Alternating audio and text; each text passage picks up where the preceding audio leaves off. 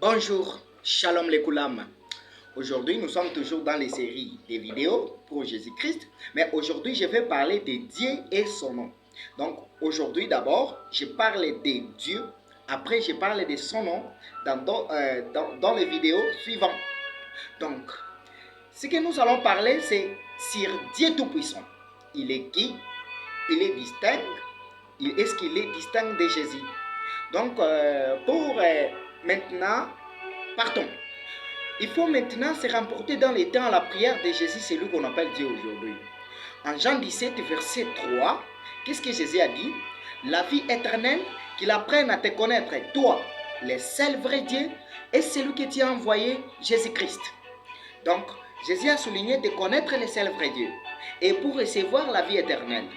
Or qu'aujourd'hui, les théologiens qui prétendaient être des licenciés, des professeurs en disant des choses à l'internet, qui ne connaissent rien concernant la parole de Dieu. Donc aujourd'hui, quand nous parlons par exemple de la vie éternelle que Jésus a enseigné, il suffit de connaître les Très-Hauts. Ok, Dieu est comparable à Dieu est comparable avec le soleil, parce que le soleil ne peut pas se diminuer et le soleil ne peut pas pénétrer dans la création. Et il ne peut pas habiter avec les hommes parce que vous allez fabriquer ce qu'on appelle des catastrophes naturelles, des inconvénients remarquables. Vous allez tuer des personnes.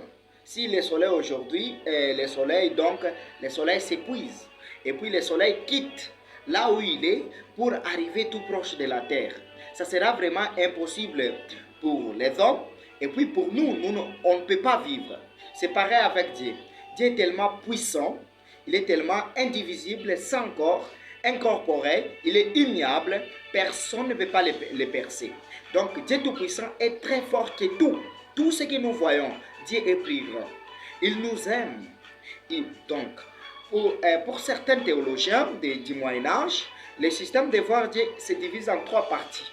Il y a ce qu'on appelle la voie de causalité. La voie de causalité, c'est-à-dire Dieu, on voit la présence de Dieu dans la création. Par exemple, en Romains chapitre 1, verset 20, nous lisons ces qualités, les imperfections de Dieu se remarquent à partir des choses qu'il a créées. Donc, il y a la voie de la négation. La voie de la négation, c'est la voie qui nous empêche de voir Dieu avec l'œil. Parce que Dieu est éternel, Dieu est infini, mais la création est limitée. Et nous sommes limités par le temps et l'espace. Ce qui fait qu'on ne peut pas voir Dieu d'une manière qui nous plaise. Troisième Dieu, il a la voie d'immense, selon les théologiens du Moyen-Âge. Là, on parlait de la supériorité de Dieu dans la création. Dieu est très fort. Par exemple, les foudres montrent directement la capacité de Dieu, le pouvoir. Donc, on appelle ça la voie d'éminence ou, du latin, la voie d'éminentiae. Donc, ça, c'était les regroupements des théologiens anciens. Il est difficile de pénétrer Dieu dans ce sens. Donc, aujourd'hui, on a un peu de confusion. Tantôt, les théologiens nous parlent des trois voies-là, la voie de négation. Tantôt, les théologiens qui nous disent que Dieu quitte l'espace et vient sur la terre. Tantôt, les théologiens nous disent d'autres choses. Donc, en fait, les théologiens se contredisent eux-mêmes sur les questions de la divergence de Jésus. Vous allez entendre que les théologiens vous parlent de deux natures, union hypostatique. Donc, cette union hypostatique, Dieu qui devient chair sur la terre, il est 100% homme, 100% Dieu. Vous allez voir ça sur l'union hypostatique de Dieu. Donc, en fait, c'est quoi, vous les théologiens, et vous, tous qui enseignent dans les universités théologie mensongère? Donc là, c'est faux. Parce qu'ici à l'internet, j'ai des vidéos de théologiens qui vous montrent encore les sujets de Dieu. Je peux vous montrer par exemple l'une des vidéos que j'ai vues, les autres qui défendent l'union hypostatique de Jésus. Et je vais vous donner, vous allez regarder ça pendant 1 minute seulement. Vous allez remarquer ça. Et puis, bon, pour moi, c'est chaotique. Parce que vous voyez, il y a des théologiens qui vous défendent la divinité de Jésus. Je vais vous montrer ça à l'ordinateur. Et que je le ressuscite, d'abord et d'autres, était Dieu dans la nature divine, rédempteur.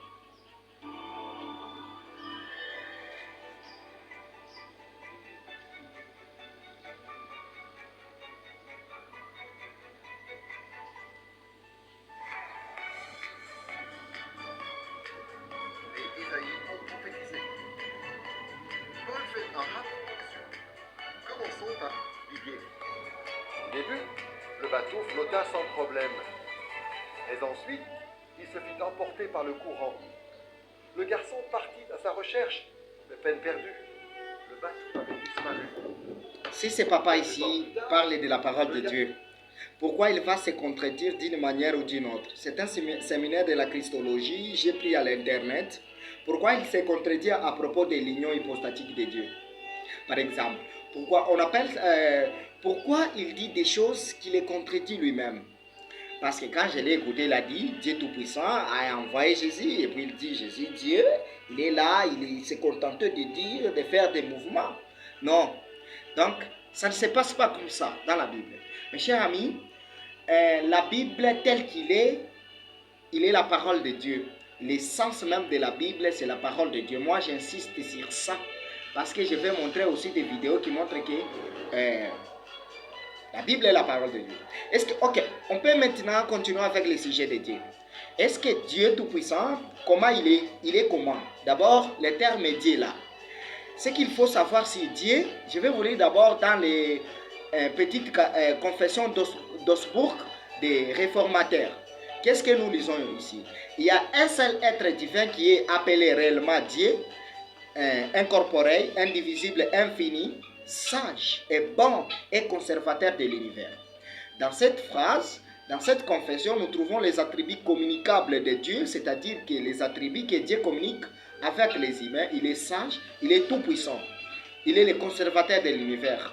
Donc nous avons un Dieu sage, bon, parce que sa puissance et sa sagesse, ça manifeste dans la création qu'il a créée. C'est ce que nous voyons dans d'autres livres, comme dans Romains chapitre 1, verset 20. Il y a aussi les attributs incommunicables de Dieu, comme l'infini, indivisible, incorporé, immuable. Parce que d'abord, pour s'attendre à l'infini, l'homme finit, mais Dieu ne finit jamais. Donc ça montre directement les attributs incommunicables, c'est-à-dire ce qui ne peut pas être en partage avec les humains. Donc là, nous connaissons bien quelle est la caractéristique de Dieu Tout-Puissant et pourquoi il est comme ça. Dieu est donc Dieu. Je ne suis pas en train de limiter Dieu. Dieu est, il n'est pas dans les temps, il est hors les temps. Cela veut dire tout celui qui agit sur les temps ont une influence du temps. Nous, les moi qui parlent ici, les moi qui parlent, il ne peut pas exister dans certains moments. Parce que je suis dans les temps, je respecte les temps. Or que le Fils, le Fils de Dieu, Jésus, il a été créé à l'éternité, pas dans les temps. Et puis, dans l'éternité, les prophéties de Michée chapitre 5, verset 2 est clair. L'enfant qui sera né a des origines dans l'Antiquité.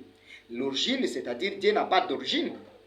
L'originalité de Dieu, donc, quand on parle de l'originalité de Dieu, c'est la notion qui nous dépasse aujourd'hui. Donc, on n'a pas besoin de connaître ni l'originalité de Dieu, ni le commencement de Dieu. Au commencement, Dieu créa le ciel et la terre. Tantôt en nous disant que Jésus était la parole qui habitait dans la bouche de Dieu, mais en même temps, Jésus était avec Dieu. En même temps, Jésus était avec Dieu. Donc, quand Genèse parle de ça, les théologiens que je viens de vous présenter disent qu'il était la parole de Dieu qui vient de sa bouche. Ça c'est faux parce que les logos qui étaient sur la terre s'intéressaient avec Dieu, priaient Dieu, tout ce qu'il faisait. Je termine avec ça. La vie éternelle qu'il apprenne à te connaître, toi le seul vrai Dieu et celui que tu as envoyé, Jésus-Christ. Il faut connaître les attributs incommunicables de Dieu et les attributs communicables de Dieu. Merci.